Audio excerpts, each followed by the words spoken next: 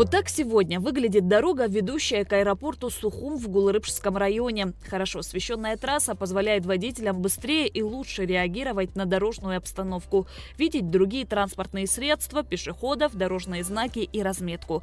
Все работы по освещению дороги были начаты в сентябре 2024 года. Общая протяженность трассы 4 километра. Всего установлено 133 новых опор.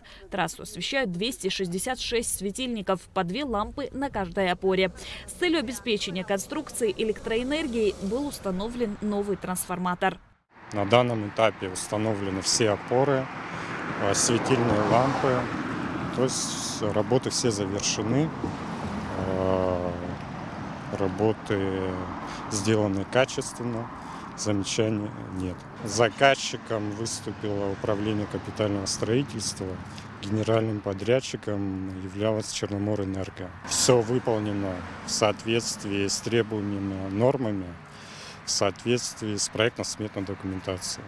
Следует отметить, что освещение на дороге было в очень плохом состоянии. Сейчас данный участок освещен с поворота до въезда в аэропорт, создавая более комфортные условия для движения, уменьшая усталость водителей и пешеходов. Аэропорт – объект стратегический. Все работы выполнены с учетом необходимых требований. По словам инженера технадзора УКС Астамура Агрба, проект обошелся в 29 миллионов 141 тысячу рублей. Практически все с России у нас заказывали: оборудование, опоры, лампы. Запас есть, конечно, запасом привезли. В случае каких-то неполадок, поломок, аварийных ситуаций у нас есть чем заменить.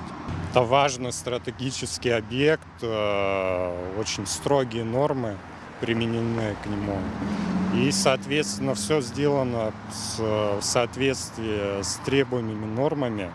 Нигде не отклонились, все в соответствии с проектом, с проектно-сметной документацией. 7 февраля аэропорт принял первый тестовый рейс с пассажирами из Внуково. Запуск аэропорта разгрузит КПП ПСО и сделает Абхазию более доступной для туристов. Регулярные перелеты планируют наладить к началу туристического сезона в мае 2025 года. Шазина Ханагуа, Камила Джопуа, Абхазское телевидение.